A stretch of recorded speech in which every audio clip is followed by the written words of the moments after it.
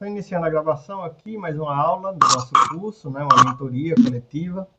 E hoje eu quero conversar com vocês sobre um tema que a gente já chegou a tocar nesse assunto antes e tratamos da questão de prova, né, como é que é feita a prova.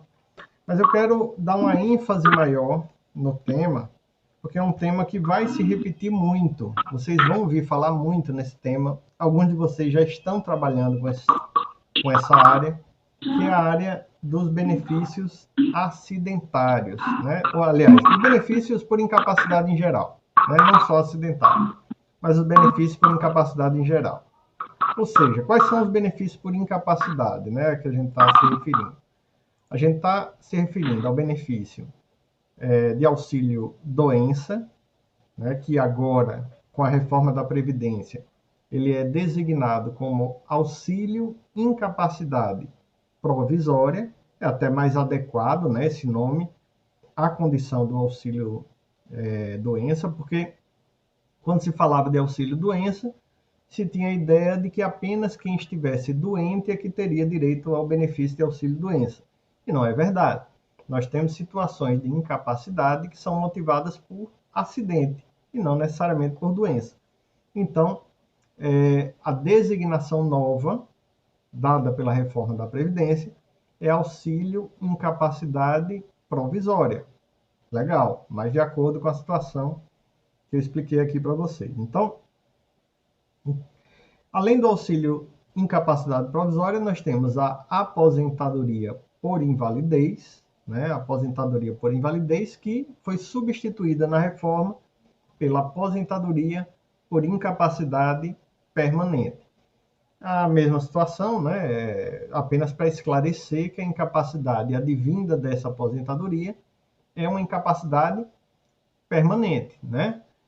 Lembrando que o conceito de permanência da incapacidade, ela não é o mesmo conceito de definitividade. Eu não estou falando que a aposentadoria é concedida quando há uma incapacidade definitiva para o trabalho. Por quê? Porque se o trabalhador tiver menos de 60 anos, se o trabalhador tiver menos de 55 mais 15 anos de tempo de contribuição, ou menos de 15 anos, desculpe, 55 e menos de 15 anos de tempo de contribuição, ele pode passar periodicamente por revisões de sua aposentadoria por incapacidade permanente. Então, essa situação se mantém depois da reforma. O benefício de aposentadoria por incapacidade, ele será submetido periodicamente a uma reavaliação, certo? E, eventualmente, ele pode vir a perder essa aposentadoria por incapacidade permanente. Então, a gente precisa ter essa dimensão da aposentadoria por incapacidade permanente, de que ela não significa a mesma coisa que definitividade. Agora, existem situações em que a aposentadoria por invalidez, ela será, ou a aposentadoria por incapacidade permanente, ela será também definitiva. Quando é que ela vai ser definitiva? Quando ela for concedida a um maior de 60 anos. Por que é que eu digo que ela é definitiva? Porque ela não submete mais a essas perícias de revisão. A mesma coisa acontece se a pessoa tiver mais de 55 anos de idade e 15 anos de tempo de contribuição, certo? Porque nessa situação não vai passar mais por perícia. Aí sim seria uma aposentadoria por incapacidade definitiva. O terceiro benefício, que trata da incapacidade também, é o auxílio acidente. O auxílio acidente é um benefício meio ovelha negra da família, né? Porque é um benefício que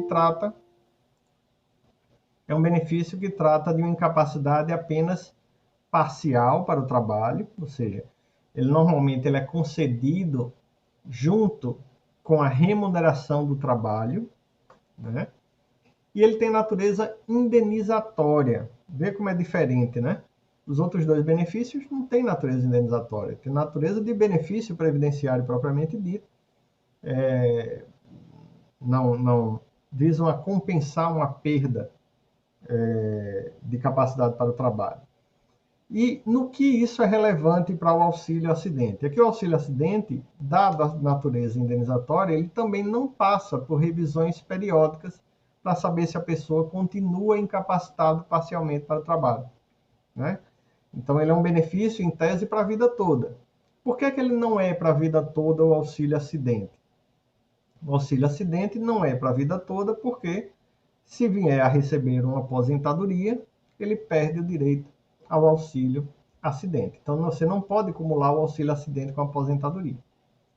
Só que observe, ele além de ser um benefício pago para uma incapacidade apenas parcial para o trabalho, houve uma diminuição da capacidade de trabalho, além dele ter natureza indenizatória, ele também só é concedido quando essa perda da capacidade para o trabalho, essa diminuição da capacidade de trabalho, ela for decorrente de acidente. Não precisa ser acidente de trabalho, mas tem que ser decorrente de acidente. Se você fica sequelado em razão de uma doença, não existe benefício relacionado a isso. O benefício decorrente de uma incapacidade motivada pela doença sempre é um benefício pago apenas na hipótese de incapacidade total para o trabalho, seja provisório, seja permanente, certo? E por fim, além do benefício de aposentadoria por incapacidade permanente, auxílio incapacidade provisória, auxílio acidente, nós temos a pensão por morte, né? Pensão por morte também é um benefício aí que tem estreita ligação com os benefícios por incapacidade. Evidentemente, o evento morte é um evento muito mais relevante do ponto de vista factual, né? A gente vai Professor, ter... Oi, pois não. Pois não, Priscila. me desculpe, o senhor falou sobre o auxílio acidente decorrente de doença. Eu não compreendi bem porque a Não. internet está ruim, está cortando. O auxílio acidente só é pago quando a incapacidade parcial para o trabalho decorre de acidente, não de doença. Ah, Não existe auxílio acidente de doença. Quando é que o auxílio acidente vai ser pago em decorrência de doença? Foi bom você alertar isso, Priscila. Quando a doença for uma doença profissional ou doença do trabalho, certo?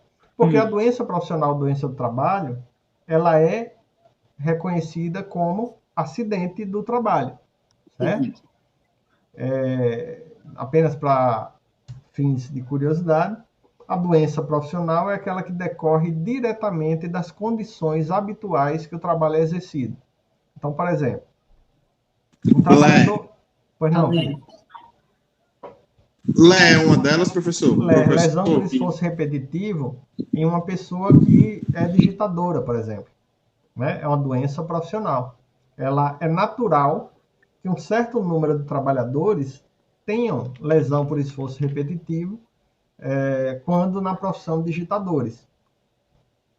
E o que é a doença do trabalho? A doença do trabalho é aquela que é decorrente do trabalho também, mas ela não está ligada diretamente à atividade exercida pelo trabalhador. Então, imagine um digitador que tem perda auditiva. Não tem, aparentemente, relação nenhuma da atividade dele com a perda auditiva.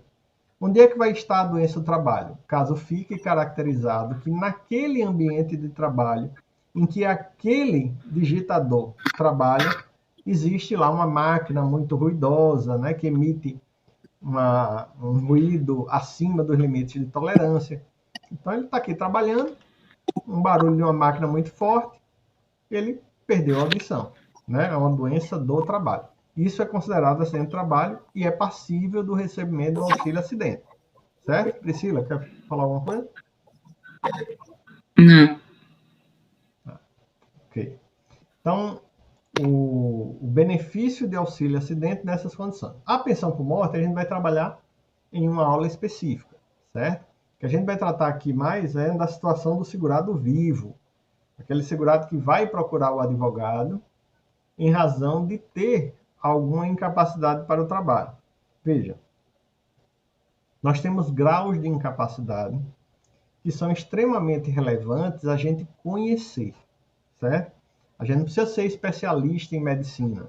A gente precisa entender os meandros dos casos, mas a gente precisa saber qual o grau de incapacidade. No mundo ideal, a gente teria em mãos um documento médico, um relatório médico, que atestasse o trabalhador está incapacitado total e permanentemente para o trabalho. Ou que atestasse o trabalhador está incapacitado total e provisoriamente para o trabalho nos próximos 120 dias. Ou um que diga o trabalhador está incapacitado para exercer aquela atividade profissional da mesma forma, ou seja, incapacitado parcialmente para o trabalho, podendo exercer a profissão com processo readaptativo, né? Você ser readaptado na atividade, ou seja, ele consegue exercer atividade profissional ou consegue exercer outra atividade profissional, não aquela que ele vinha habitualmente exercendo. Isso é uma incapacidade parcial. Mas os documentos médicos não trazem isso, né? São poucos os documentos médicos que são tão claros. Então, em toda situação, em toda ação que envolver a concessão de um benefício por incapacidade, um desses aqui que eu relatei para vocês, que tem lá na plataforma uma aula específica falando sobre cada um deles, sobre as nuances de cada um deles, né? Do auxílio acidente, da aposentadoria por invalidez, do auxílio doença, agora chamado auxílio acidente, aposentadoria por incapacidade permanente, auxílio incapacidade provisória, eu não vou ficar repetindo, vocês já sabem isso. Tem lá as informações, os detalhes. O que é que a gente tem que ter em mente hoje? A gente precisa entender como é o funcionamento disso na prática. Como é que eu, advogado, vou tratar aquele cliente que me procura alegando que tem uma incapacidade para o trabalho, certo? Vocês já observaram que o primeiro ponto mais importante dessa relação do advogado com o cliente é a documentação, certo? A gente trabalha com fatos, certo? Então, nos benefícios por incapacidade, o que é relevante para a gente? O fato, certo? O direito, a gente precisa demonstrar que sabe o direito. Precisa, né? Um bom profissional, um bom advogado precisa saber como é que funciona, onde é que está o artigo que fala do auxílio incapacidade provisória, qual é o artigo que fala da aposentadoria por incapacidade permanente, o que é uma incapacidade permanente, como eu expliquei agora há pouco, né? O que é uma incapacidade provisória, o que é uma incapacidade parcial para o trabalho, isso a gente tem que saber, óbvio. Mas o que vai ser, de fato, determinante na sua ação é a condição de você provar o fato, certo? E a prova do fato se faz de duas maneiras. Ou através de documentos que você traz ao processo, ou seja, provas documentais, ou através da perícia. Ou, no melhor cenário, através dos dois, né? Com relação à documentação. A documentação, veja bem, não existe nada na legislação que fale isso. Mas eu estou dizendo isso aqui para vocês, certo? Eu já ouvi de vários juízes, já vi decisões nesse sentido. Então, é uma situação absolutamente comum entre os juízes federais. Eles dão mais relevância a um documento produzido da rede pública, a um relatório produzido por um médico da rede pública, certo? Então, veja, eu não estou dizendo que o seu documento da rede particular não será utilizado, não será avaliado, mas o documento melhor avaliado no âmbito da Justiça Federal é aquele da rede pública. Então, se o seu cliente vem para você e diz o seguinte: doutor, eu estou desesperado, normalmente essa pessoa está sem emprego, né? A empresa não aceitou ele, ou ele está desempregado, está numa situação realmente difícil, diz: eu faço qualquer coisa para conseguir esse meu benefício. Pois não, André? Professor, o senhor quer dizer, assim, observar, o senhor quer dizer mais valorado do que o da rede particular, no caso? Sim. Ele tem maior valor. Apesar de não ter, veja, não tem isso na norma, né? Não quer dizer que o outro não vai descrever exatamente o que a pessoa está passando, mas eles dão mais importância ao da rede pública, no caso. Exatamente. Isso não pode nem ser verbalizado dessa forma. Por quê? Porque a gente tem no Código de Processo Civil, nosso sistema processual, a não hierarquia das provas, né? Não existe prova mais importante do que outra. As provas são todas do mesmo valor. Mas a gente sabe que, na prática, o documento produzido na rede pública é melhor. Então, diga isso para o seu cliente. Você pode dizer isso para o seu cliente. Não omita essa informação. Ele precisa saber das dificuldades que você terá no processo. Então, no atendimento da clientela, você vai dizer o seguinte: veja bem, a primeira coisa que a gente precisa ter é prova, é documento que demonstre sua condição.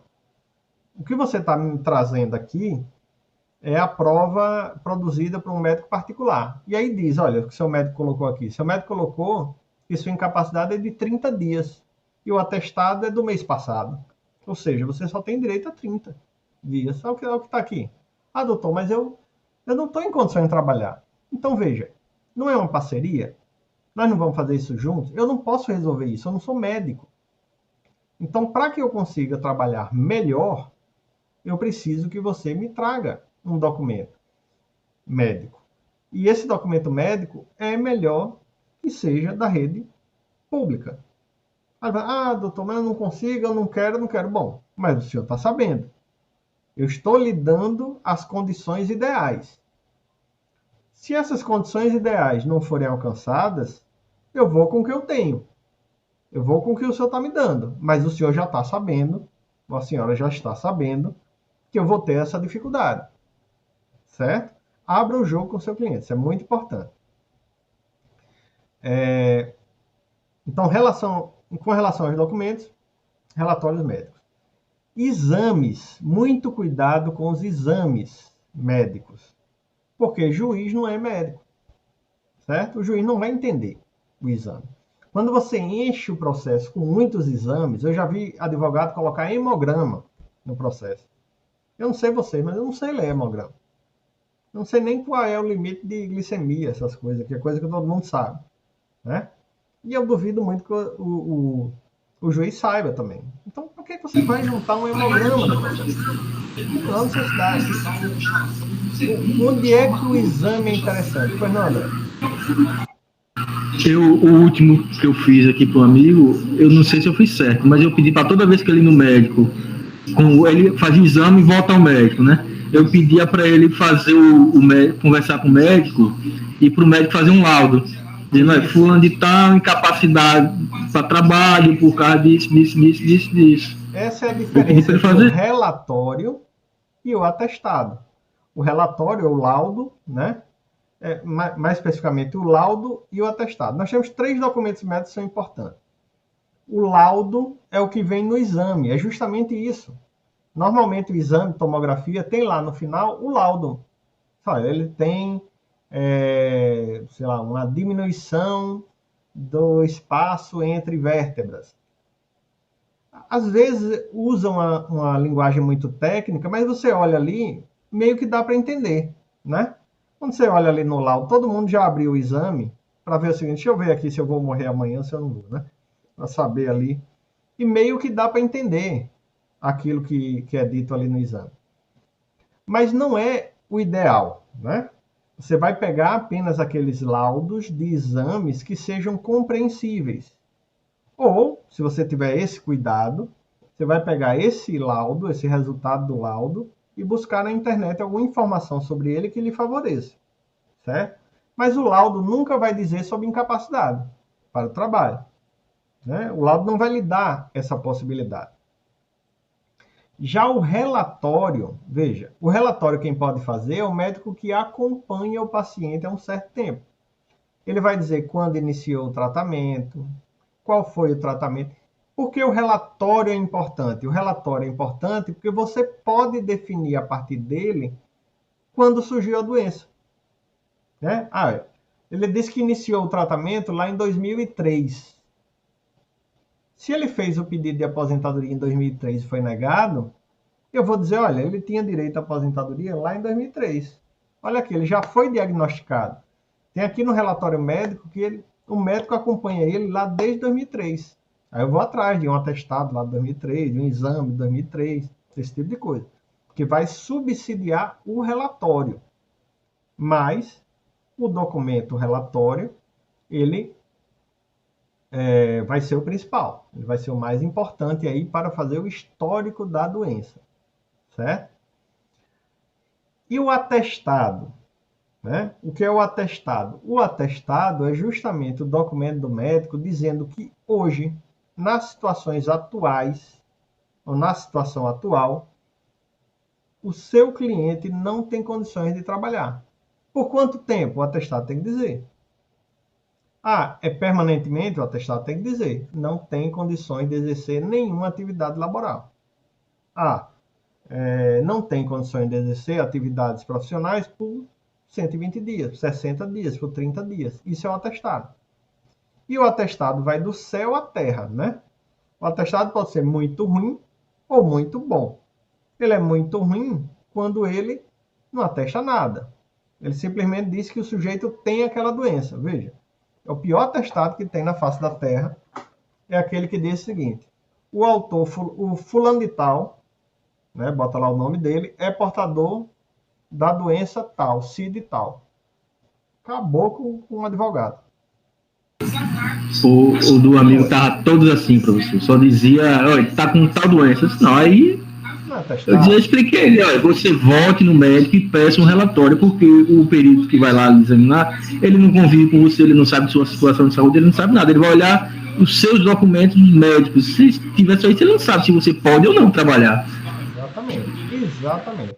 E aí, a gente não pode se colocar na posição do médico, de chegar, pegar um relatório desse, colocar na petição e dizer o seguinte: olha, ele é portador dessa doença.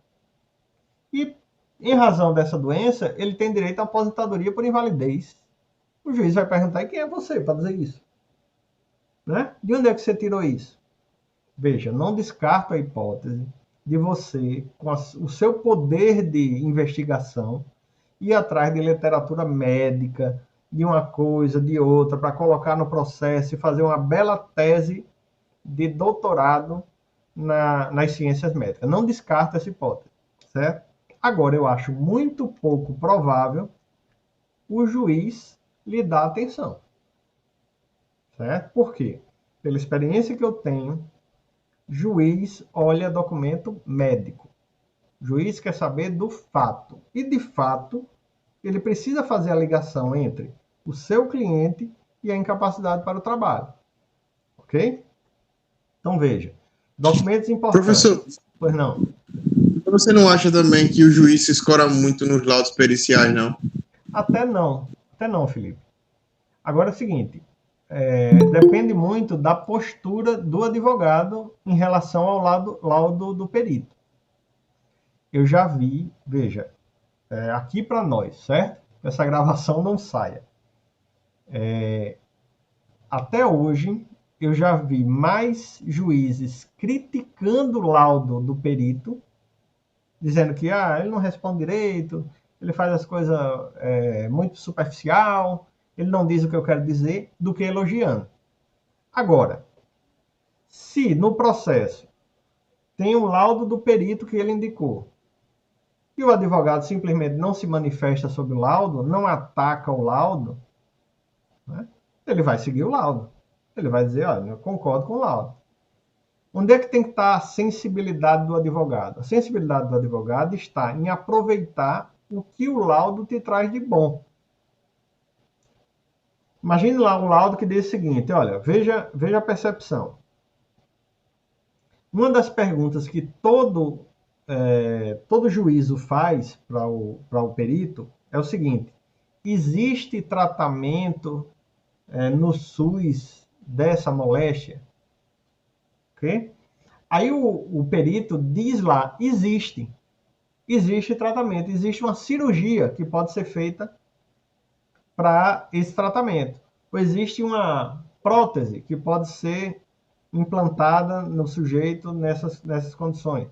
Veja, ele diz que a doença, aí lá em cima ele diz o seguinte, a doença é não incapacitante, ou incapacita apenas provisoriamente para o trabalho, porque ele tem condições de, através do SUS, conseguir um tratamento. Só que lá na frente ele diz que o tratamento é uma cirurgia. Você, como advogado, tem que ter a sensibilidade de dizer o seguinte, ninguém é obrigado a fazer uma cirurgia. Cirurgia é um tratamento invasivo. Cirurgia é um tratamento que vai violar algo que a gente tem de mais sagrado, que é o nosso corpo, né? Então, eu posso dizer o seguinte, apesar de ter o tratamento é algo impensado na situação do meu cliente. Porque ele não é obrigado a submeter uma cirurgia. É algo muito forte. É um tratamento lá que pode ser feito fisioterapia. Eu digo, excelência, meu cliente mora na periferia. Meu cliente não tem transporte. Meu cliente não tem condições de sair para fazer 20 sessões de fisioterapia por mês. Ele precisa de um rendimento para trabalhar, senão ele vai passar todos os dias fazendo fisioterapia. Então, veja, isso o perito não vai dizer. Porque tem o tratamento fisioterápico. Não, ele pode passar por fisioterapia. Quantas sessões? 30 sessões por mês, durante 4 meses. E nesses 4 meses ele morre de fome? Né? E a idade dele? E a reinserção dessa pessoa no mercado de trabalho? Ele pode fazer um tratamento lá e ele vai ter melhorado em 90% o funcionamento do braço, da perna, da mão. Sim, mas ele trabalhou a vida toda como pedreiro. Uma atividade que exige plena capacidade para o trabalho. Ele vai ter condição de voltar com essa sequela? Né? Então, veja, é a sensibilidade do advogado que vai atacar o laudo. E eu garanto para vocês, os juízes são muito sensíveis a isso. Pois não, Felipe? Essa impugnação de laudo é muito complicada de se fazer. Pô. Até em termos de pesquisa na internet, já pesquisei bastante, sem encontrar muito pouco. Tanto da previdenciária quanto da trabalhista. Mas é aí que tá, Felipe. Você tem que fazer a sua impugnação. Cada caso é um caso. Então, não, sim, eu compreendo. A questão é o seguinte, é que você vai pesquisar basicamente o que você vai colocar. Muita gente utiliza artigos, eu estava lendo até alguns sites aqui de artigos que o pessoal utiliza muito, mas você não sabe como preencher ela, entendeu? Eu basicamente não sei o que colocar nela. Eu sei que eu tenho que impugnar, que eu sei que eu tenho que ser contrário, porque eu sei que também o perito faz um negócio muito no automático, tanto que o cliente sai da perícia e fala, não, foi 5 minutos, rapidinho, ele mandou ajoelhar, levantar e me mandou embora. Mas a questão é como preencher essa impugnação. Então, aí é conversar com o seu cliente. Primeiro, conversar com o cliente. Antes de ir atrás dessas informações da internet, que é importante, né? Você pegar um artigo científico, algo que fale sobre a doença, que diga os efeitos da doença na capacidade de trabalho, né? na vida diária do... Perfeito, isso é uma forma de fazer a impugnação. Mas existe outra forma. Dizer o seguinte, vem cá, chama o cliente. Olha, ele disse aqui que você pode fazer tal coisa.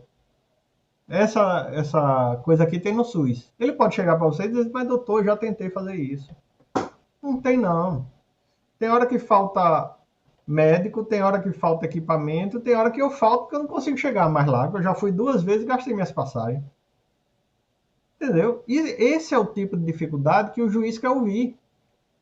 Meu amigo, a gente não vive num país das maravilhas. E o juiz sabe disso. O juiz compreende isso. Agora, não pode deixar haver navios, né? Agora, vamos lá, vamos ser bem sinceros. Uma coisa é aquela situação em que você conversou adequadamente com o seu cliente, você sabe a situação do seu cliente, você entende a moléstia dele e sai um laudo pericial que não é favorável lá na ponta, ou seja, não é favorável na conclusão que o perito deu para aquele quadro, mas ele relatou o quadro que o seu cliente passou para você. Ele disse exatamente que era a mesma doença, que era a mesma moléstia que ele tinha. Agora, lá no final disse, não, ele tem capacidade apenas provisória para o trabalho. Outra coisa é você olhar para o cliente dizer o seguinte, doutor, eu não tenho, eu tenho esse atestado aí, vai lá.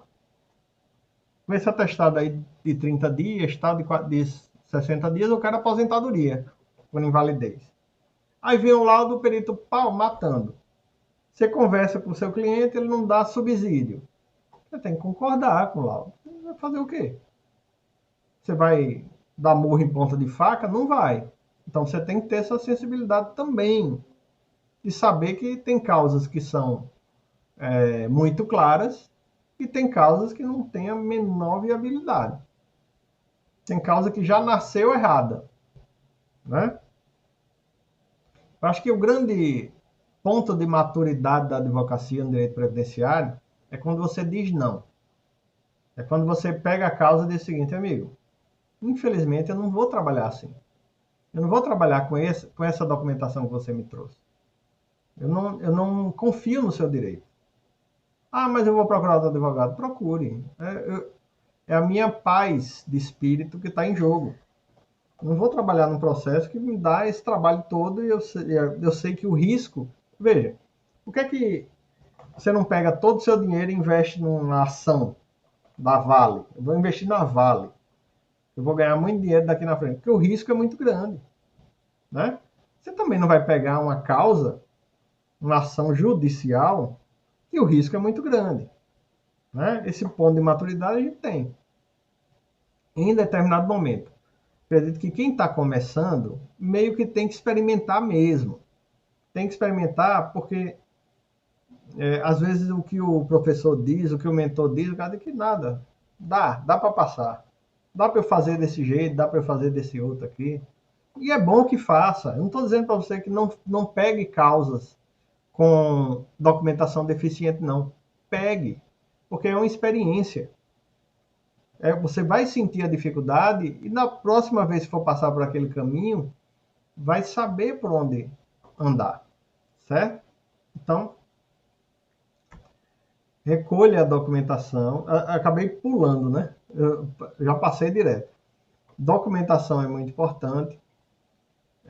Relatório médico, atestado e, eventualmente, o laudo. O exame por si só não serve de absolutamente nada. O exame você vai levar para o perito. Aí lá o perito judicial irá analisar os exames que o sujeito trouxer. Ok? Se é adequado, se não é adequado, tal. Esse é o perito que vai analisar. Agora, você reuniu a documentação boa, perito bom, tal, laudo bacana, joia, você sabe impugnar aquele laudo pericial. E aí eu vou passar uma experiência para vocês. As minhas primeiras causas, elas foram relacionadas a benefícios por incapacidade. E hoje, o maior número de causas em direito previdenciário é de benefícios por incapacidade, sem sombra de dúvida. Certo? Até porque a gente tem muito mais gente apta a pedir um benefício por incapacidade do que apta a pedir uma aposentadoria. Né? Porque lá na ponta da aposentadoria nós tivemos a reforma da Previdência, que dificultou o acesso à aposentadoria, e nós temos aquelas situações de pessoas que tiveram benefício concedido já. Não precisa fazer nenhuma ação para concessão ou nenhuma revisão. E nós temos aposentados há mais de 10 anos, aquela pessoa que não tem mais o que fazer em matéria de revisão. Então, é fato que os benefícios por incapacidade, eles têm maior número no mercado aí da advocacia. E uma coisa que eu aprendi nessa área, e que é muito importante, que a gente acaba levando para a vida e para todos os outros processos em direito previdenciário, é a clássica pergunta que você deve fazer assim que você terminar de fazer a sua petição. Certo? Terminou de fazer a sua petição inicial? Sempre faça essa pergunta para você. E se meu cliente perder? E se eu perder o processo? O que é que eu vou dar para o meu cliente? Perceba. Se eu quero uma aposentadoria por invalidez, eu vou entrar com ação pedindo aposentadoria por incapacidade permanente. Chega no final da peça, termino lá, termos em que pede deferimento, advogado, OAB, beleza, está bonitinha a petição. E se o laudo do perito disser que ele não está incapacitado permanentemente para o trabalho? O que é que meu cliente ganha? Nada. Não, eu tenho que prever a hipótese do meu cliente perder a aposentadoria por invalidez. Como é que eu faço isso? Fazendo pedidos subsidiários. Olha, eu quero aposentadoria por invalidez, que é o maior benefício pago em caso de incapacidade. Mas se o perito entender que não é o caso de incapacidade permanente para o trabalho, eu vou querer que o juiz conceda um auxílio-doença. Né? Ele diga, olha, a incapacidade é apenas provisória. Certo, então me conceda o auxílio-doença. Sem data de cessação, uma vez que os relatórios todos estão dizendo que ele está incapacitado permanentemente. Então, dê o auxílio-doença e diga para o INSS, olha, quer caçar esse benefício? Chame ele para uma perícia. Certo? Mas na sentença não vai ter a data final. Beleza? Ah, mas e se não der o auxílio-doença? E se esse trabalhador, por um acaso, não tiver direito ao auxílio incapacidade provisória? Porque o médico, o perito diz o seguinte, não, ele não está incapacitado para trabalhar, ele pode voltar a trabalhar à vontade. Veja, se ele sofreu um acidente, em decorrência do acidente, ficou, segundo ele informa, incapacitado para o trabalho, você pode também fazer outro pedido subsidiário. Conceda a ele o direito a uma reabilitação, né? Passar por um processo de reabilitação. E por que passar por um processo de reabilitação é importante? Porque durante o processo de reabilitação ele tem direito ao auxílio-doença.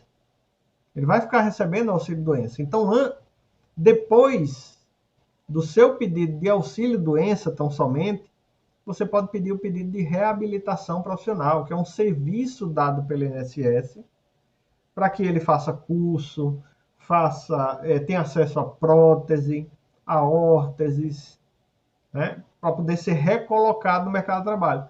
E enquanto ele estiver passando por esse processo de reabilitação, que é muito demorado, porque o INSS é uma bagunça a esse respeito, ele vai ficar recebendo auxílio-doença. É bom para ele. Ah, mas se ainda assim ele não tiver direito a isso e tiver uma sequela decorrente de acidente, vamos para o auxílio-acidente. Então, outro pedido subsidiário, o auxílio-acidente. Né? E no final de tudo isso, você chega para o seu cliente e diz o seguinte, olha, eu vou tentar o seu benefício aqui. Eventualmente, ele pode ser concedido através de uma liminar, você ficar recebendo ele liminarmente. Mas lá no final, se tudo der errado, aquilo que você recebeu antes, você vai poder contar para o seu tempo de contribuição para uma futura aposentadoria. Então, veja, conceder o auxílio doença para o seu cliente, ele vai ser seu cliente no futuro. Por que ele vai ser seu cliente no futuro? Porque você vai poder contar aquele tempo de auxílio doença para a aposentadoria dele lá na frente. Então, você vai chegar para ele e vai dizer, meu amigo, segure esse auxílio doença. Faça pedido de prorrogação. Vamos prorrogar esse benefício. Toda vez faz o pedido de prorrogação para estender o máximo possível. Porque vai chegar num ponto que ele vai ter, de repente, tempo para uma aposentadoria comum. Né? Então, são as saídas possíveis para o advogado. Pegar um caso em que o fato é determinante, como eu expliquei. Veja, em nenhum momento eu falei do direito aqui. Em nenhum momento. Eu disse, direito aí, artigo tal, da lei tal, não falei. Por quê? Porque o que é relevante nas causas que envolvem benefício por incapacidade é o fato. E fato é objeto de prova. E a prova é quem vai determinar se o seu cliente tem direito ou não. Tendo direito, tente sugar ao máximo o direito para ele. Tente sugar ao máximo. Se o que ele quer é aposentadoria por invalidez, tem a saída do auxílio-doença, tem a saída da reabilitação profissional, tem a saída do auxílio-acidente. Todos esses pedidos têm que estar na sua petição. Mesmo que você não tenha fundamento nenhum dele, porque você diz, eu vou fundamentar só na aposentadoria por invalidez, porque eu acho que é a aposentadoria ideal para ele. Lá no final você vai fazer esses outros pedidos de auxílio-doença, reabilitação e auxílio-acidente. Certo? Professor, Pois não, deu. professor, boa noite. E no caso do segurado contribuinte individual, que não é empregado, quais pedidos subsidiários caberiam para ele? Os mesmos pedidos, só não de auxílio-acidente, né? Mas aposentadoria por incapacidade permanente, ele tem direito. Auxílio-doença, ele tem direito. Reabilitação profissional, ele tem direito. Ele só não tem auxílio-acidente. Certo? Sim. Certo. E aí eu digo, por que isso a gente Professor. leva para a vida? Pois não, Priscila? Esses pedidos seriam feitos só lá ao final, na parte dos pedidos mesmo? Ou Só eu na parte dos coloco... pedidos. É. Não precisa fundamentar isso. Seu fundamento Uhum. é o maior. Seu fundamento é aquilo que é mais importante. Né? Os outros são pedidos subsidiários, que, em se verificando na prática uma incapacidade parcial para o trabalho, conceda o auxílio-acidente. Pronto. O juiz vai entender. O juiz vai entender o que você quer. Certo? E por que eu digo que essa noção dos benefícios por incapacidade é importante para a vida toda do advogado na área previdenciária? Porque isso funciona para tudo, gente. Aposentadoria especial. Se não der aposentadoria especial, você vai para a aposentadoria por tempo de contribuição, ou aposentadoria programada, que tem agora. Se não der aposentadoria programada, você vai para a aposentadoria por idade, de repente. Se não der aposentadoria por idade, e ele tem idade, vamos tentar o LOAS. Né? Nos benefícios por incapacidade, de repente, dá um LOAS também, você pedir como pedido subsidiário. Então, a gente tem sempre, olha, terminou a peça, em qualquer situação, diz, olha, vem cá, o que é que eu posso fazer a mais aí, se o meu cliente perder? O que é que tem de pedido que eu posso fazer a mais aqui?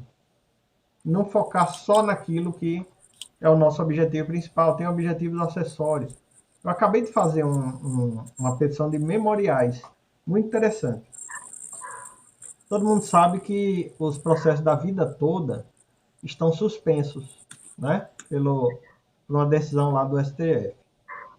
Esse processo da vida toda, eu estou em todas as minhas causas calculando a vida toda. Por quê? Porque eu já quero que a decisão, a sentença, venha com direito ao benefício e à revisão da vida toda, caso seja mais favorável. Certo? Só que isso causa um problema, né? Porque, em tese, se eu faço o pedido da vida toda, eu tenho que suspender o processo. O que é que eu fiz nos memoriais? Que chegou num ponto que eu estou pedindo a aposentadoria por idade da minha cliente com a aplicação da vida toda, porque vai dar uma diferença brutal no benefício dela. Só que eu não quero que o processo dela pare. Então, chegou na fase de memoriais, razões finais, eu disse para a juíza o seguinte, vem cá, eu estou fazendo 2 pedidos. E um é autônomo em relação ao outro. Eu estou pedindo a aposentadoria por idade e estou pedindo que seja aplicada a regra da vida toda. E aí, fiz na petição, olha, petição de memorial é o seguinte, olha, doutora, decida a questão do direito à aposentadoria por idade, porque minha cliente não pode esperar. Isso aí vai continuar, vai andar. Né? Vai andar como? O processo fica suspenso. O processo principal vai ficar suspenso por conta da vida toda. Mas o INSS, se não concordar com a decisão dessa parte da sentença, ele pode agravar de instrumento.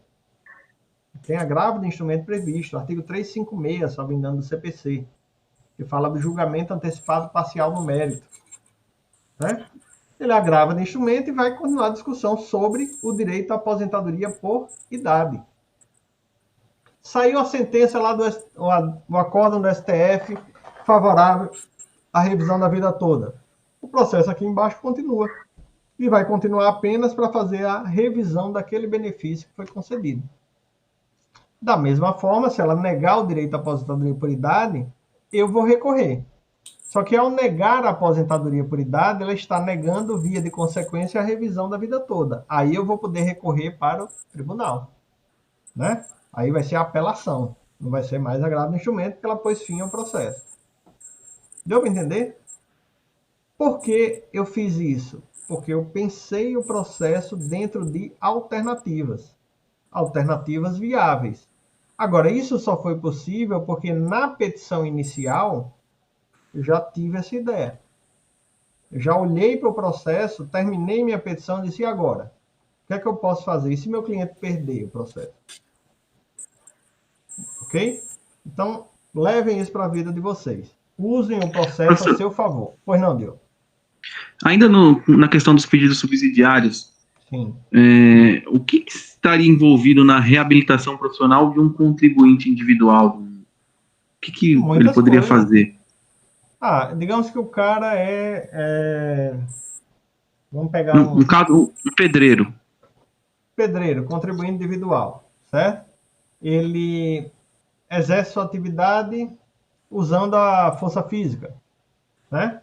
Ele tem uma incapacidade parcial para o trabalho, digamos, ele perdeu um braço. Só que ele quer, assim, bom, eu acho que eu preciso de uma prótese. Se eu tiver uma prótese boa, eu consigo exercer uma atividade correlata de pedreiro. Eu posso ser eletricista. Eletricista predial, com uma prótese mecânica, não vou tomar nem choque, é uma maravilha. Mas ele não sabe nada de eletricidade.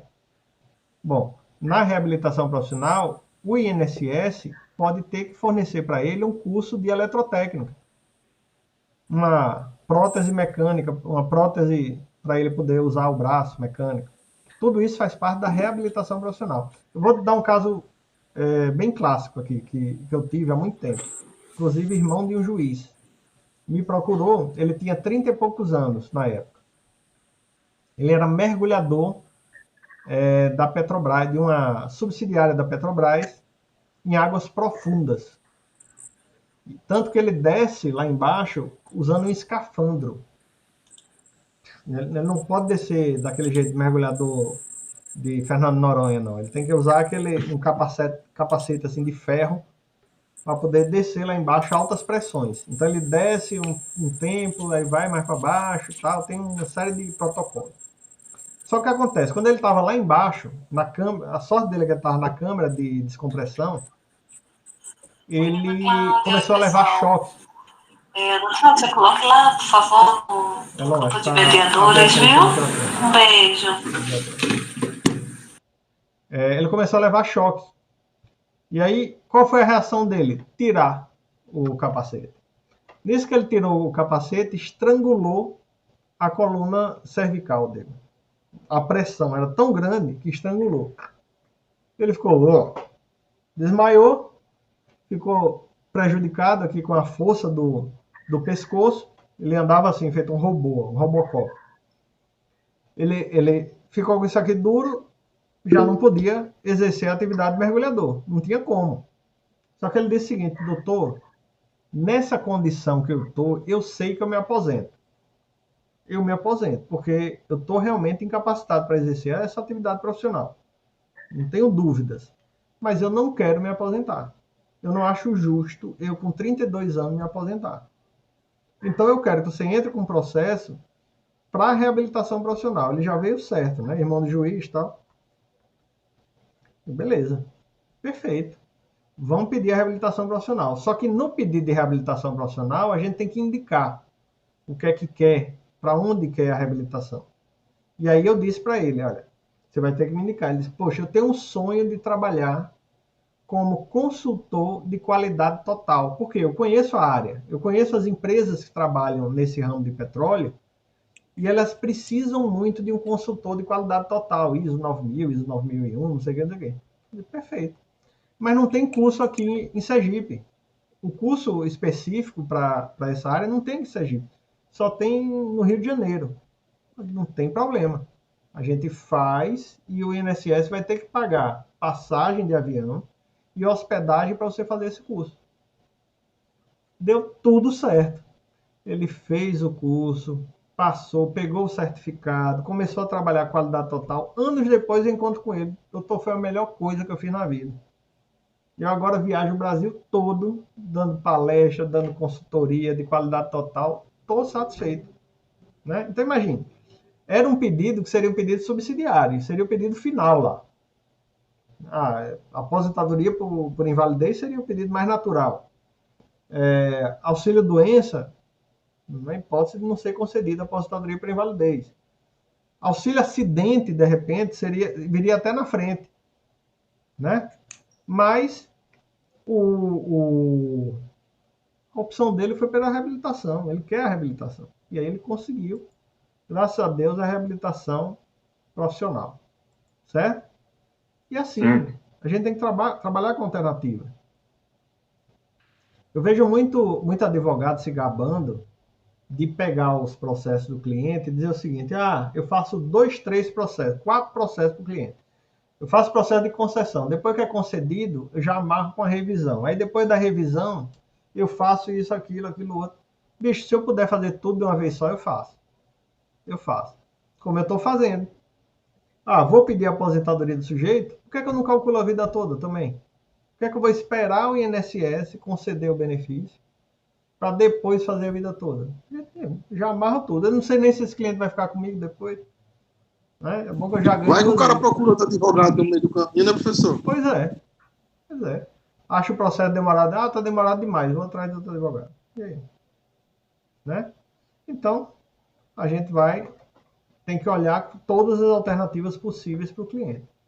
Esse é o grande ensinamento que a área de benefício por incapacidade nos dá.